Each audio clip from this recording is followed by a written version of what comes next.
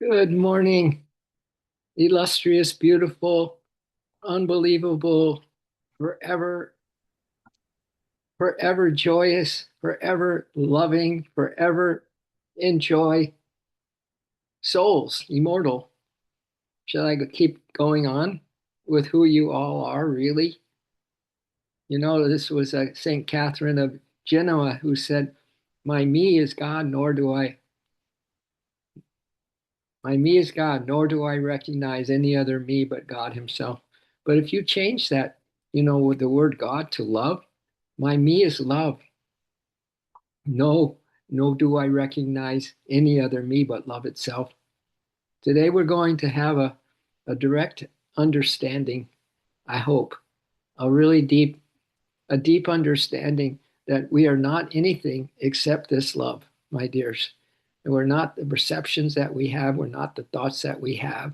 We're not the ego that we have. We are, you know, my me is love, nor do I recognize any other me but love itself. I just think it's so cool. So welcome to Ryan. Welcome, Lori. I got a little peek at you a minute ago.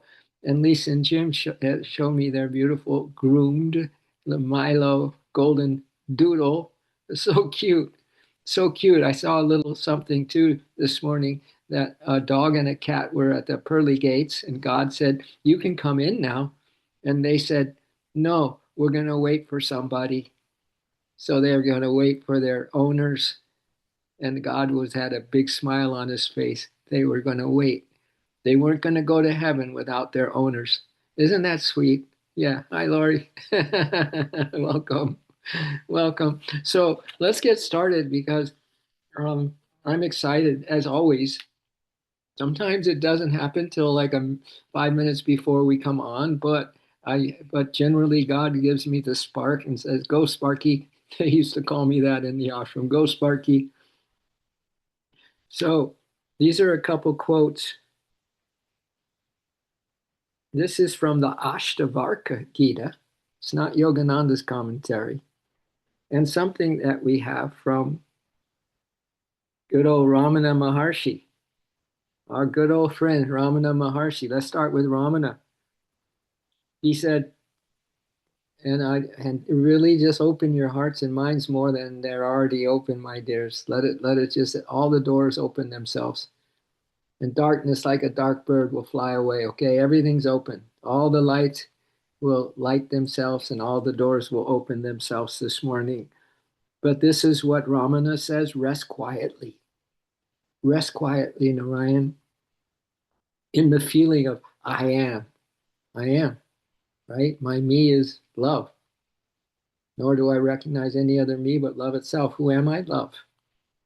Rest quietly in the feeling of I am love, which is consciousness, and cultivate, get a load of this, and cultivate the attitude that all thoughts,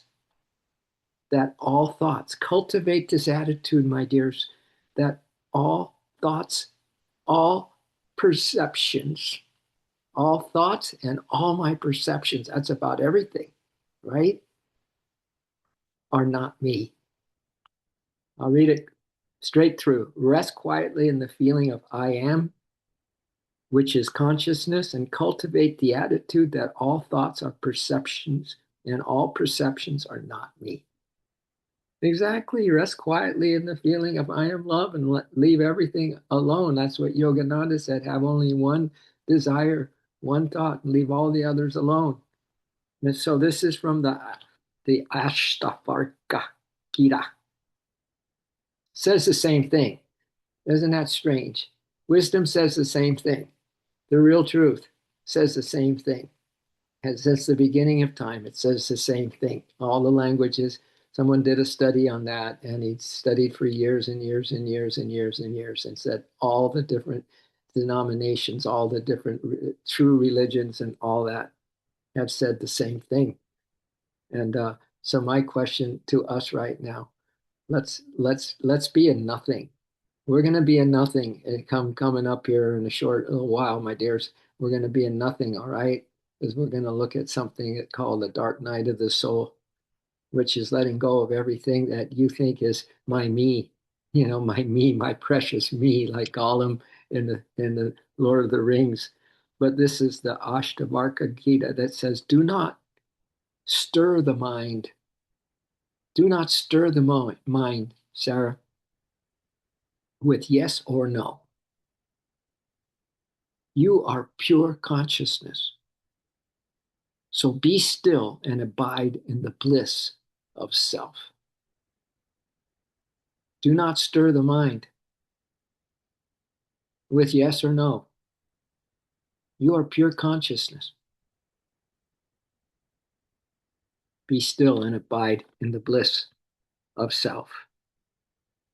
I also have a little reading from that I want to share with you. There's, oh, they went away. Come on. My little doggies. This is what I want to read next. And then we're going to go to the dark night of the soul, okay?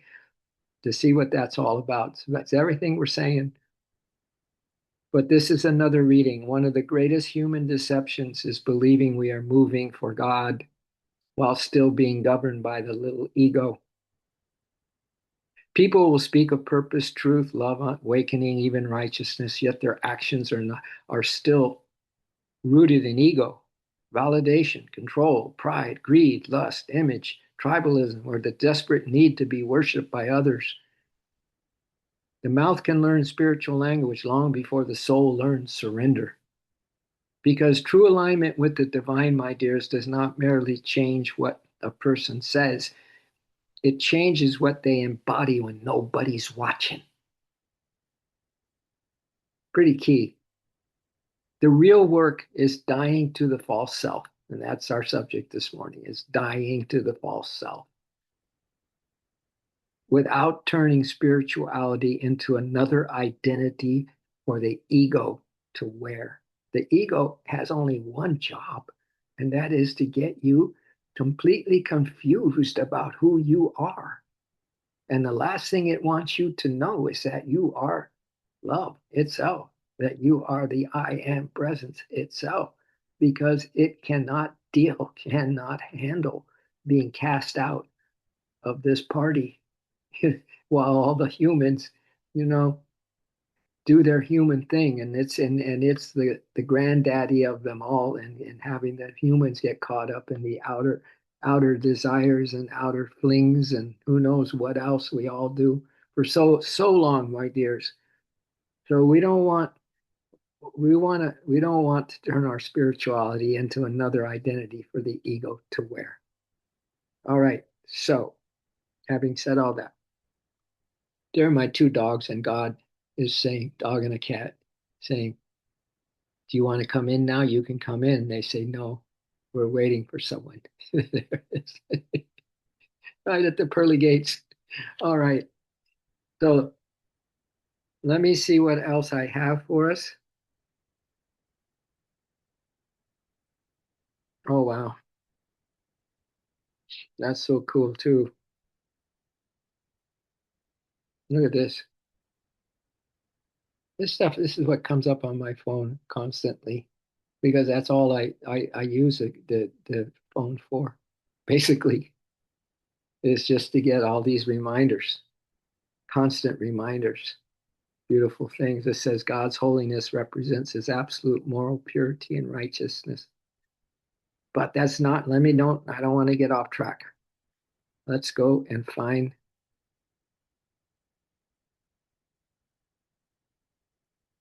here it is. This is, what is the dark night of the soul? Are you ready for something here, my dears? Let's see what those who have studied this, have been there and done that, say about the dark night of the soul. The dark night of the soul, you're all ready?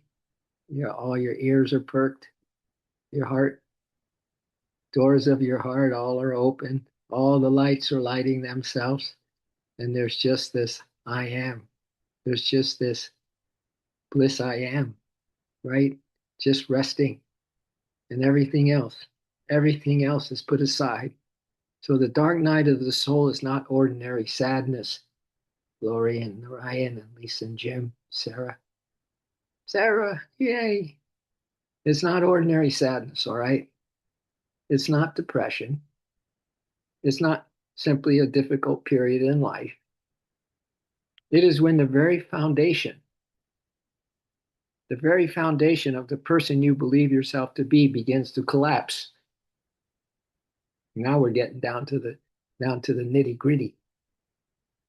It's about the very foundation of the person you believe yourself to be begins to collapse. Okay, all of us are going to have that day, that day of reckoning. I'll tell you, not outwardly. It's not outwardly. This is all inwardly. It is when life slowly removes every place where their ego once hid. It's hiding. It's hiding, isn't it?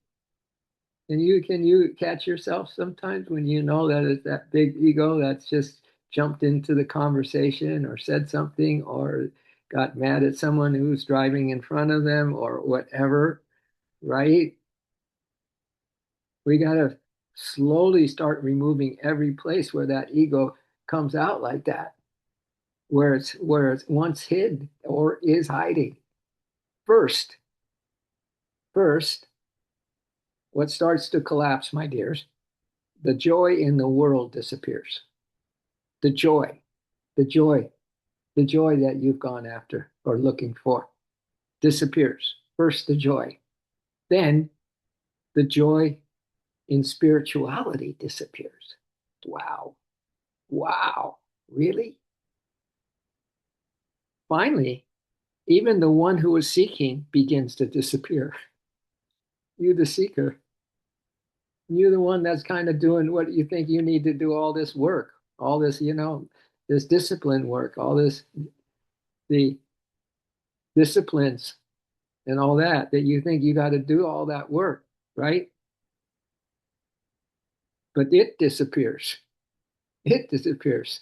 That part of the ego that gets you thinking you're doing this, that you're doing the meditation, that you've got to go do the meditation, or you got to do this or do that.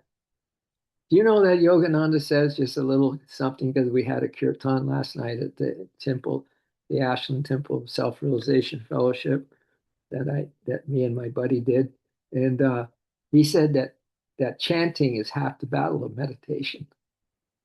It's going to be a quote coming up here soon when we start doing regular Friday nights, every other Friday nights, kirtans.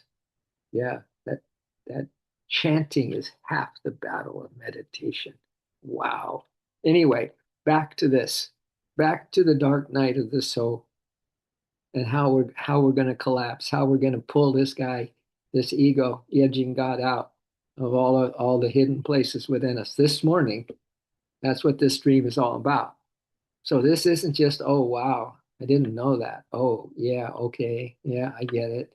Do you know what the greatest thing is that we can do? This is not just a rainbow love tribe, but we're the wisdom tribe. We come in because you know what wisdom does?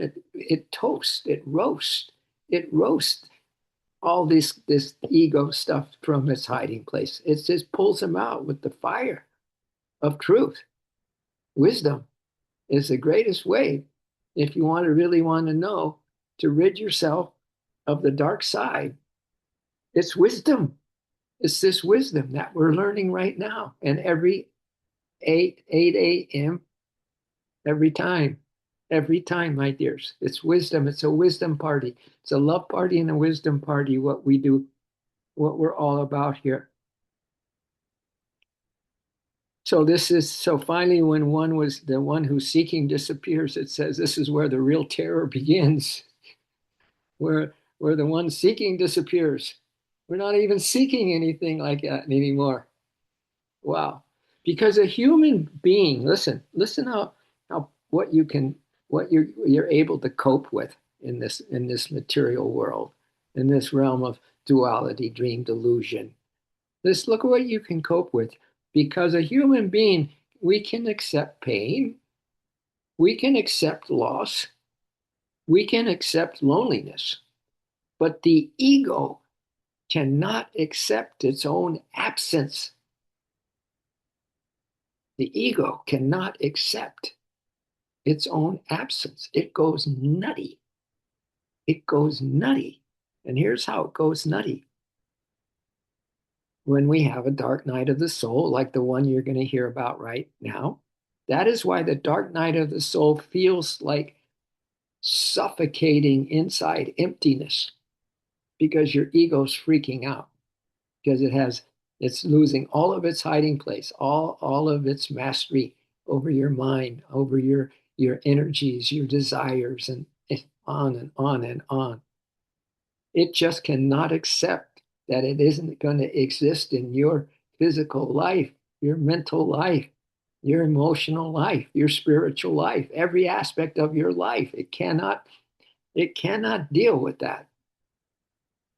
So that's why the dark night of the soul feels like suffocating inside emptiness.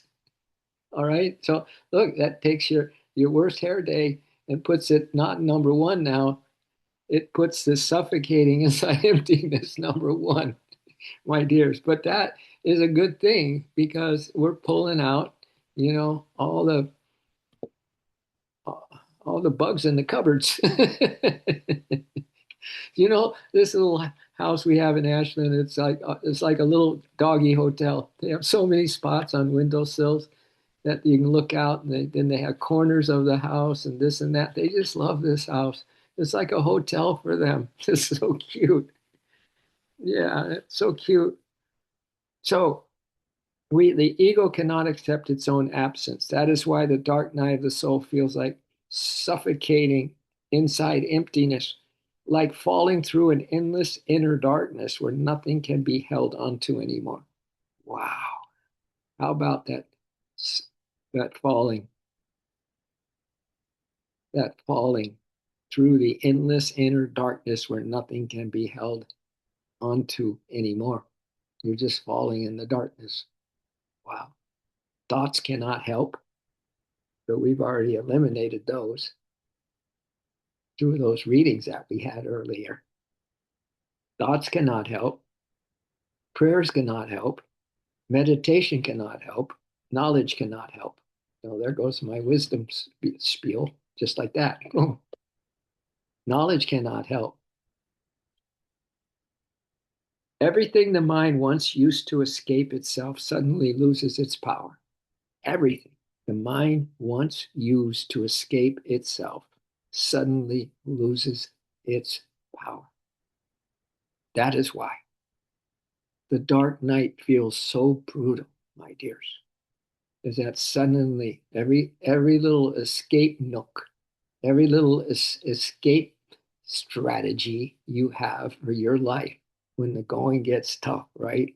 In this case, all the lights are going out, right? You're falling in the dark with nothing to hold on to.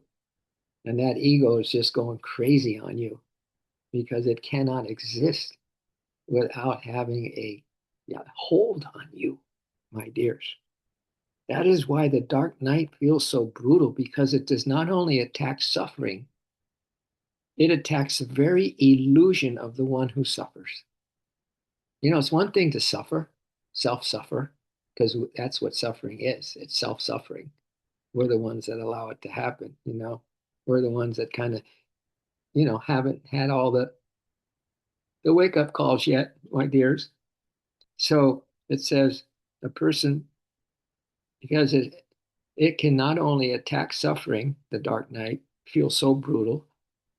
It does not only attack suffering, it attacks the very illusion of the one who suffers. So the one that we creating this, negative thought or whatever, the whole scenario, create the illusion of the one who suffers. So there's the suffering itself that we create, we self-create, and then there's the illusion of the one who suffers. Right? When yourself is love. My me is love. Nor do I recognize any other me but love itself. And what did those readings say in the beginning? That take a rest, my dears. Take a long, long rest in the unmanifest. Take a long, long rest and abide in your bliss self, right? No more thoughts and no more perceptions for you. But they're already eliminated here in this dark night of the soul, but not in the positive way that we want them eliminated. Everything the mind once used to escape itself suddenly loses its power. And that is why the dark night feels that it's not only attacking suffering, it's attacking the very illusion of the one who suffers. A person believes they are searching for God. We believe right now we're searching for God. But God begins, but in the dark night, God begins taking away everything that is unreal. He starts to take away the dark night, that God himself begins taking away everything that is unreal. All identities, all spiritual images, all, because this is a psychological thing, 100%, my dears. Carl Jung would be very proud of us right now, dealing with the shadow side. All identities, God is taking away. All spiritual images, God are taking away. All psychological defenses, God is taking away. Even the subtle feeling, I am someone moving toward truth. At least I'm crawling. As Rumi says, if you can't go to the light, crawl towards the light. And when all of this burns away, what remains, my dears? No one knows what remains when all of this, God takes it away. And everything's disappeared. Everything that you held on to as a well, whether it's an escape thing or just an identity thing, or just something to keep you somehow surviving on this planet, right? So when all of this burns away, what remains? No one knows, because the one who wanted to know has already begun to die. The false self, the one, who would want to know has already begun to die. All right. So you don't even have a chance to know what's burning away, because you already begun the dying process, my dears. This is the great inner crucifixion the mystics spoke about. This is the great inner crucifixion that the mystics spoke about, not the suffering of the body, but the dissolution of the psychological self. God, this is a Carl Jung classic this morning, right? And Eckhart Tolle, same one. He's all over this stuff as well. There's lots of people, like that Ramana. He's gone. He's passed on, but his writings ever live on. So the ego experiences this, not the suffering of the body, but the dissolution of the psychological self. When that psychological self of ours starts to dissolve, my dears, guess what?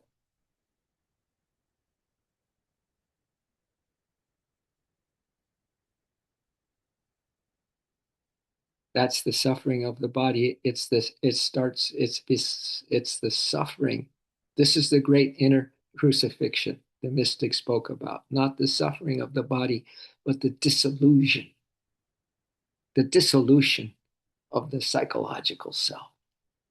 There goes all your plans, my dears. There goes all of your strategies, all of your what you think is your way to escape and survive, and all this stuff gone. So the ego experiences this, what we're talking about right now, as a catastrophe, as an absolute catastrophe. But consciousness. That's where we started the program this morning. But the consciousness experiences it as liberation, my dears. Yeah. This dying to the self, you've heard that said before. That's no new news. We're just hearing it in a little different venue. But consciousness experiences what we're sharing right now as liberation. The ego experiences it as a catastrophe, my dears. Only then, only then, when this psychological self starts to dissolve, only then can the deepest silence reveal itself.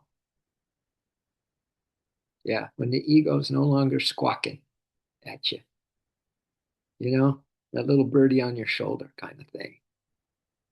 That worm tongue in the Lord of the Rings that got into the ear of the king and just made everything just like so opposite. It's like, having the wrong kind of guide and teacher next to you or in your ear. So there's good news. The consciousness experiences this as liberation, and the deepest silence reveals itself. A silence where no one is trying to become free anymore. Wow.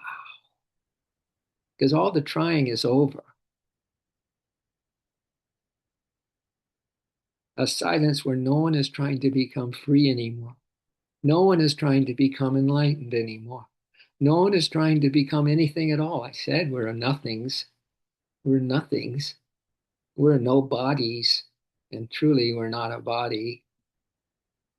No one is trying to become enlightened. No one is trying to become anything at all. Only life remains, my dears.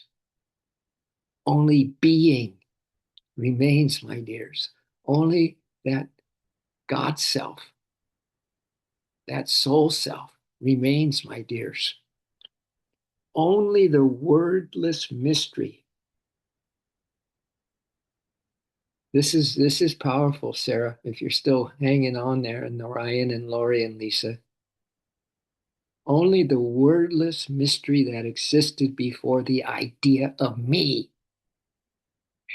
That ego is the me, me, right? Only the wordless mystery that existed before this, the ego gave us this idea of me or I, me, mine, and mine.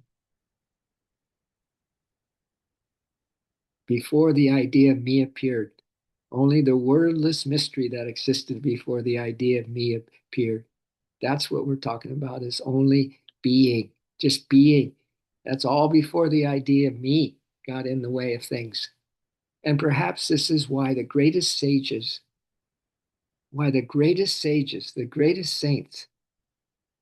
became so simple, and they became so humble and so silent and so empty of self-importance. Before a person can empty themselves of self-importance, there's another hiding place for the ego, big time, that you have to feel somehow validated or some kind of service, if you even feel like you're doing service in this world, right? That you got away from the me long enough at least to think in terms of service to others, right? This is why the greatest sages became so simple, my dear, so silent, so empty of self-importance, because after the dark night of the soul, after we go through this self-dying process, and the soul lives, has always lived, and, and cannot die ever, right? So there's nothing to be scared about here. It's just a way to look at something. That's really important. That's really, really important. And I'm going to, before we sign off, I want to read those opening quotes again, just so you hear what those great ones are saying to us besides this stream. This is why the greatest sages became so simple, so silent, so empty of self-importance, because after the dark night of the soul, Sarah, after the dark night of the soul, there is no longer anyone left to say, this is my life. No one left to say that anymore. This is my life. Simply what you'll be saying, if you say anything at all, that life simply is. I simply am. I simply am. No more story, no more hiding, no more trying to escape, no more bitter arguments, all on and on and on. So the dissolution of a separate me, that was the name of this dream, the dissolution of a separate me. There's a nice picture of a guy, and he's, see it? That's the dissolution of the separate me. So I told you I would go to those early quotes. I'll pull them up. We'll read them, and then we'll do our mudras, my dears. Thank you really for staying and taking in every wisdom nugget this morning, every wise nugget. So this is from the Ashtavakra Gita. Do not stir the mind with yes or no. That's old history now. You are pure consciousness. Be still and abide in the bliss of yourself. The true mystery. You are bliss. And then this one from Ramana, which says, rest quietly. Rest quietly, my dears, he says, in the feeling of I am, which is consciousness. And cultivate the attitude that all thoughts and all perceptions are not me. All thoughts and perceptions are not me. Right? That my me, what is my me then? My me is love, nor do I recognize any other me but love itself. And then remember, we read this thing about the greatest human deception is believing we are moving for God. And then while we are completely governed by the little self, speaking trash or whatever, because the real work is dying to the false self without turning spirituality into another identity for the ego to wear. So we had that little warning when we shared early on. But anyway, that's what I so wanted to share with all of you. I hope it meant something. I hope it gets in there, and you can just kind of have a day of self-awareness like never ever, right? Look at your dogs, look at them. They're just in the present moment. They're so loyal to you that they won't go across. Do you know when the Pandava brothers in the Bhagavad Gita, they were the heroes. When the oldest brother that won the battle of the Bhagavad Gita, won the battle eventually, and it was time for him to go, him and his dog to go into the inner worlds after the great battle of the Bhagavad Gita, and he got to the threshold of that, and the guy who was there, the angel, whoever, said, no, we can't bring the dog. And that elder Pandava brother, the good guys in the Bhagavad Gita, said, all right, I'll wait. And he turned around and walked away with his dog. And then when the guard saw that, he said, come on, bring the dog. All right. So rub the hands together, my dears.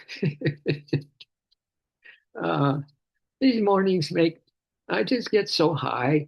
I just get so high. Yeah. Oh.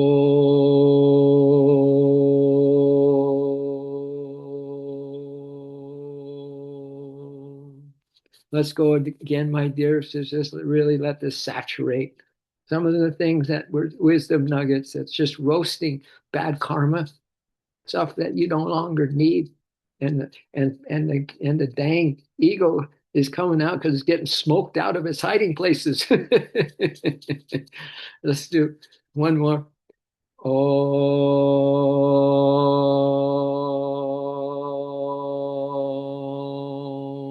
the Om will take care of getting all those bugs out, the ego bugs out of the cabinets of your life. Yeah. All right. You ready for the glasses? These beautiful, you know, my me is love, nor do I recognize that any other Me is that there is no other me but love itself. So we love and we care. Thank you. Thank you for caring. Thank you for just, letting that soul just come out. Let her out. Let her out. Let her out. Let out your soul bird, my dears. And then just shine it or fly it, You can just feel your freedom in flying, virtual flying, right? Yeah, and you're free. You're free. You know who you are. You're just the self. You simply are, right? You simply are already God. Always have been, 100%. You are right now, 100%, and always will be, 100%. And that is that. And there's no way you're going to negotiate yourself out of it. No, surrender, my dears, surrender. Yeah. Thank you, everyone. Thank you, Sarah. So always great to have you on the line, seeing your face, seeing your joy. And everyone else, Narayan, Sarah, Lori, Lisa, thanks for a wonderful chat this morning. Thank you for all of your divine attention and your playfulness and your being part of this journey where only God knows where we're going, right? But we know that we're going to the right places, which is really just one place, back into the self. We don't leave that self. That self is us. That's what our treasure is. Make your heart the treasure. Keep that treasure of self, who you really are, and enjoy the dickens out of this day. All right. All right. Love you. Love you. See you tomorrow. All right. Bye. Bye, you all. Love you. Thanks for the hearts. And feel them.